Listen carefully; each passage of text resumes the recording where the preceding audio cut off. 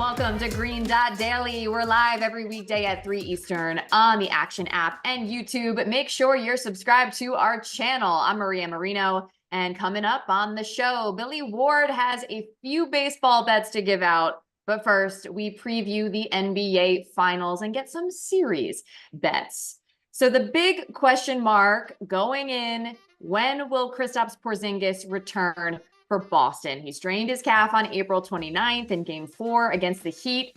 A month later, the other day, he posted that he'll be back in the lineup very soon and, quote, see you in the finals. And don't forget, he played for the Mavericks from 2019 to 2022. As we bring in our NBA writer, Brandon Anderson, you did an extensive piece about this on actionnetwork.com, but what makes Porzingis the biggest X factor for the Celtics? Yeah, I think that he is the biggest X factor for the series, right? The unknown with his injury, just will he play? We haven't seen him for so long. I think we kind of are overlooking that a little bit just because Boston stormed through the East. But, you know, who did they really beat? All the stars are injured. All the teams that they had to play didn't get quite, the challenge that we expected. But Dallas is a different animal. I think he's going to matter a lot here. And I think he matters both directions. I've thought all year that Porzingis was probably 1B for Boston with Jason Tatum. I think he is maybe the most important Celtic just because what he does, they don't have a different way to replicate it. And a less kind way of saying that is, happy 38th birthday, Al Horford. You're my dude, but you're 38 now. And Porzingis can do what Horford can't anymore, which is on defense, defend in space, protect the rim, do what Dallas needs or what Boston needs them to do defensively, and then on offense, stretch the defense out, especially those rim protecting centers for Dallas, get them away from the rim. And then I think too, there's a lot of talk about clutch in this game, in the series. Porzingis just posting up in the clutch, giving them a bucket look when they need it, has been a much better option than the usual Tatum or Brown dribble, fadeaway shot thing. And I think having that option is really important for them too. So I'm assuming, Maria, that Porzingis is ready to go here, given that it's been so long. I think it's been mostly precaution. If he's not, or if we find out that he's limited or out, that would drastically change how I feel about this series. He definitely adds another dimension to the Celtics, and he has been officially day-to-day, but does seem to be trending toward playing. That being said, how are you betting Porzingis in this series? Yeah, so you'll have to shop around a little bit, but some books are posting series average points per game, and I like the Porzingis series average. I last saw 15.4. Give me the over on that. So this really is, to me, a bet on Porzingis just being healthy enough to play relatively regular minutes. He normally plays around 30 minutes a game. I think as long as he gets 25, we're good. When he played 25 minutes this year in 50 games, he had at least 11 points all but one of those games. We only need 15.4, so we need a little bit more than that, but that's the floor. We're getting double digits. And if you look at 6-game spans, okay, when did he have a down game or when did things not go well?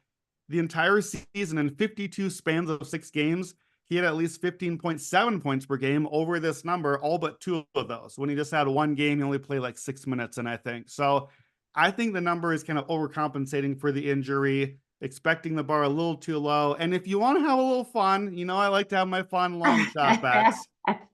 I like the narrative here. If Porzingis makes the heroic return from injury, if he's really this X factor against his old team, the narrative is right there, Maria. Finals MVP 60-1. I think it could be in play. Look, I think it's worth a shot, but in my opinion, he'd have to be way more than the X factor. I mean, he would have to be playing out of his mind, but I totally hear where you're coming from. Speaking of playing out of his mind, looking at the Dallas side of things, I think Luka Doncic probably falls into that category, the Western Conference Finals MVP, but Kyrie Irving has definitely stepped up when needed. Why is he the X factor here? Yeah, I mean, look, Luka is the everything factor, right? If Luka plays well, Dallas can win. If he doesn't, they really don't have a shot. We already all know that. We don't need to analyze that part. But the story of the playoffs, to me, has been the best player in a series often that team loses still. That's been the case a lot of series round after round so far. Boston doesn't have the best player in the series. We don't need to talk about that. We know that. I think Boston can win if Luka is the best player. They just can't have Kyrie go off too. So I think the secondary star here is what matters, and no team in the NBA is better equipped to properly defend Luka, but also properly defend Kyrie Irving, because you've got Tatum and Brown, the wings, probably getting the main assignment on Kyrie, but most teams don't have two wings like that, and Derek White and Drew Holiday, the best defensive backcourt in the NBA.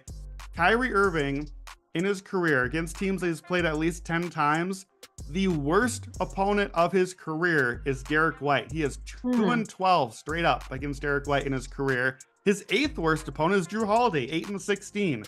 These are guys that have given him struggles defensively. Since Boston traded for Derek White in February 2022, they've played 10 games against Kyrie Irving.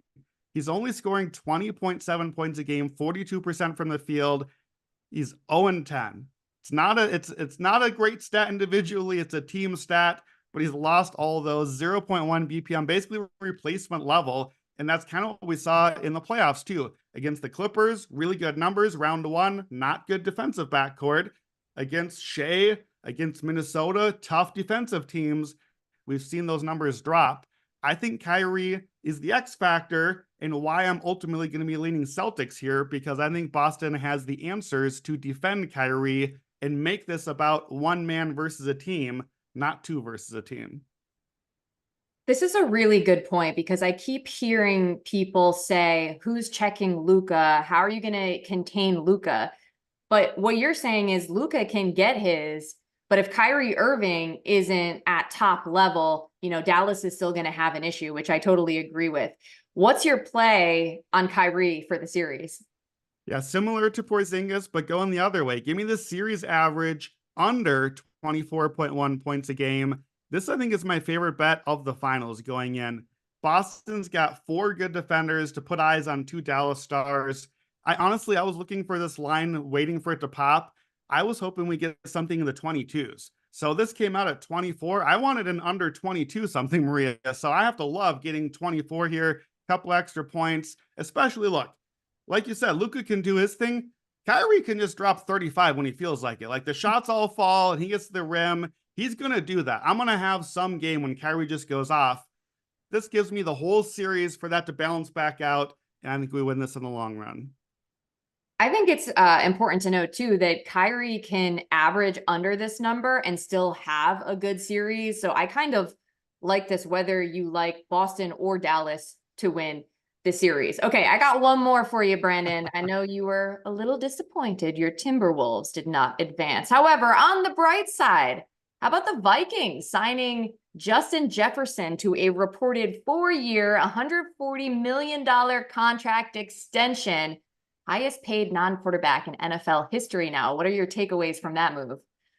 I mean, classic Minnesota. We only can really truly win in the offseason when the sports are not actually happening, right? That's how it goes as fans. Our consolation. But look, I think this was expected. It is the right contract for him. I think it resets the market for guys like CeeDee Lamb, T. Higgins. Their agents are smiling a lot today, getting ready to write a few extra zeros on numbers they're looking for. To me, this is about Kirk Cousins. This is why you move on from Kirk and the expensive salary and you go get the rookie. This is JJ to JJ for years to come. I'm over the Timberwolves, Maria. It's Viking season now. We're going to be doing JJ to JJ for a decade. Bring it on. Classic. Try to win when you're not paying your quarterback a whole lot of money. I wish you the best of luck with it, Brandon Anderson. Thank you so much for joining us. Thanks, Maria. It's always interesting to see how NBA regular season awards compare to who's still standing at the end of the playoffs. Nikola Jokic obviously won his 3rd MVP award. Rudy Gobert, his 4th Defensive Player of the Year. Victor Wembanyama was the top rookie. Tyrese Maxey, most improved. And Naz Reid, 6th Man of the Year. Not pictured, though, the player leading the postseason in total points, threes, assists, rebounds, and steals, one Luka Doncic. But But who even cares about those awards at this point? What I am most interested in is Matt Moore's presidential awards. Yes, this is usually that time of the week when our NBA commander-in-chief gives his State of the Union address. But Matt, you are giving out your awards. What do you got?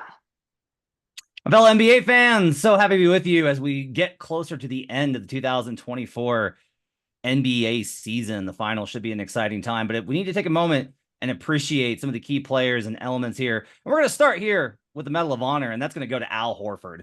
Old man Horford, 38 years old, a marvel of medicine, still playing at age 38. He's played 17 seasons in the NBA. He's missed the playoffs twice. One, he was injured in 2014, and the other, he was with Oklahoma City after things didn't work with Philadelphia. Other than that, he's made the playoffs every single year. He's been a major contributor every single year.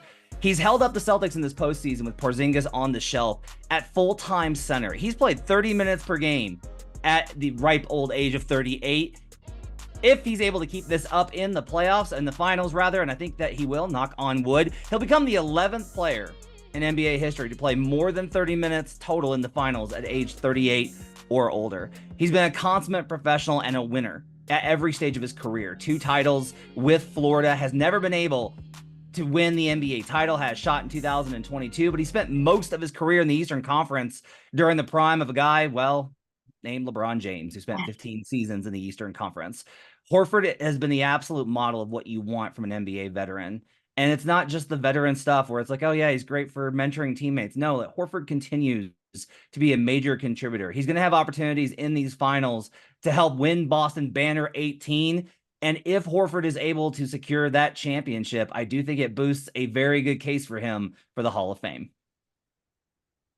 I couldn't agree more. I would love nothing more than to see Al Horford finally get a championship.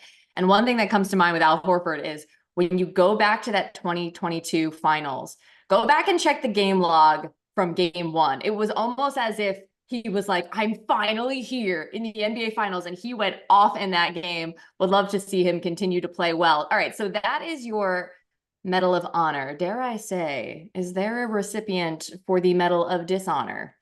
I feel bad about this. I genuinely do, but we got to do it. The Medal of Dishonor goes to Grant Williams. Oh, this poor guy. So the Celtics let him go in free agency after he was known as a guy that liked to make his opinion known in certain elements and talked a lot of trash pretty consistently, including some key moments last year. And he was kind of known as the guy that always had something to say to his teammates, tried to be this big leader despite being a role player, all these types of things. The Celtics let him go in free agency. They make the finals. He signs with Dallas. Oh, should be a great fit. We all love that signing for them. Should be a great fit. Yeah, no, they were a huge minus every single time that he was on the floor, and it was an absolute disaster. They trade him at the deadline to Charlotte. They went and got themselves a Hornet, and then they make the finals in large part because of trading Grant Williams for PJ Washington. As good as Washington has been, and he has been great for the Mavericks, a lot of Mavericks fans will tell you just not having Grant Williams is a big key to why the Mavericks are in the finals. It's not really Grant's fault that this has kind of worked out this way. It's also not Grant's fault that it's worked out this way. So unfortunately, the Medal of Dishonor goes to Grant Williams. I think that's the perfect way to put it. I too feel bad about the diss, but it just hasn't worked out. And all I can think of is last postseason in the Eastern Conference Finals, him and Jimmy Butler jawing at each other. He starts talking trash to Jimmy. Jimmy gives him the, like, remember that gif, like that look, and then the Heat go on a 24-9 run to close out that game. So unfortunately, Grant, your tactics just were not effective. What other award are you giving out today? All right, we got one more, and we're going to do the Presidential Recognition of Leveraged Excellence. That spells roll. We're going to give that one to Derek Lively. How about this for the kiddo? We talked about Al Horford as the old man, but this kiddo deserves a lot of credit for what he's brought to the Mavericks this season. He's going to become the 7th rookie to play significant minutes in the finals. Already, he's got the second best plus-minus of any rookie in playoff history, going back to when we have data available behind Manu Ginobili.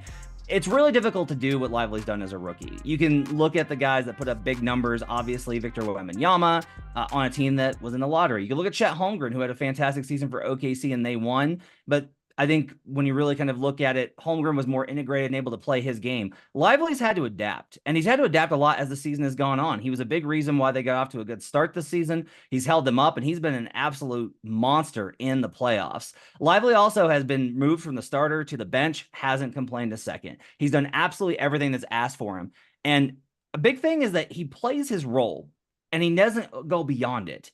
He knows that his job is run, dunk, rebound. And that's what he does.